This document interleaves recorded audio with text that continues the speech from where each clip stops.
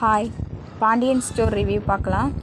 பாண்டியன் பேசிக்கிட்டு இருக்காரு, சொல்கிறாரு அவங்க பையன்கிட்ட, நான் உங்களையெல்லாம் எப்படிலாம் வளர்த்து எப்படிலாம் கல்யாணம் பண்ணி கொடுக்கணும் அப்படிலாம் நான் ஆசைப்பட்டுட்டு இருந்தேன், இவங்க இப்படி பண்ணிட்டாங்களே அப்படின்னு சொல்லி பேசிகிட்டு இருக்காரு. ரொம்ப வருத்தப்பட்டு பேசிக்கிட்டு இருக்காரு அவங்க பையன்கிட்ட.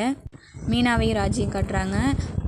ராஜி, நான் இப்படியெல்லாம் பண்ணியிருக்கவே கூடாது, எங்கள் வீட்டுக்கும் கஷ்டம் இங்கேயும் கஷ்டம், நான் பண்ணது தப்பு அப்படின்னு சொல்லிட்டு இருக்காங்க. ஃபஸ்ட்டு ஓடியே போயிருக்கக்கூடாது அப்படின்ற மாதிரிலாம் சொல்லிட்டு அழுதுகிட்டு இருக்காங்க.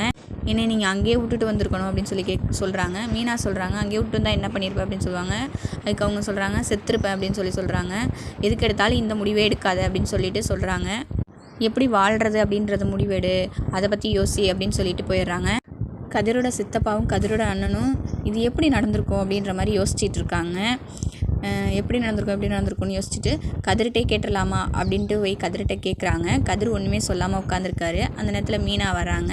மீனா, உனக்கு ஏதாச்சும் தெரியுமா இது எப்படி நடந்திருக்கும் இந்த கல்யாணம் அப்படின்னு சொல்லிட்டு. எனக்கு ஒன்றும் தெரியாதே அப்படின்னு மீனா சொல்கிறாங்க. கல்யாணத்தை பற்றி கேட்கல, உங்கள் 2 பேர் லவ் பண்ணதை பற்றி ஏதாவது தெரியுமா அப்படின்னு சொல்லிட்டு கேட்குறாங்க. கொஞ்சம் தெரியும் அப்படின்ற மாதிரி சொல்கிறாங்க. தெரியுமா எப்படி அப்படின்னு சொல்லிட்டுலாம் கேட்குறாங்க. அப்புறம் அப்படியே ஒரு சின்னதாக ஒரு கதையை சொல்லி சமாளிக்கிறாங்க. சமாளிச்சுட்டு எல்லோரும் போய் தூங்குங்க அப்படின்னு சொல்லி எல்லாரையும் அனுப்பி விட்றாங்க. அனுப்பி விட்டு கதிர்கிட்ட மன்னிப்பு கேட்குறாங்க. சாரி, என்னையை மன்னிச்சிட்டு, நான் தெரியாமல் சொல்லிட்டேன், என் மேலே நீ கோவமாக இருப்பேன்னு எனக்கு தெரியும் அப்படின்னு சொல்லிட்டு வேறு என்ன பண்ணுறதுன்னு எனக்கு தெரில அப்படின்னு சொல்லிட்டு போயிடுறாங்க. இதோட அந்த ப்ரோமோ முடியுது.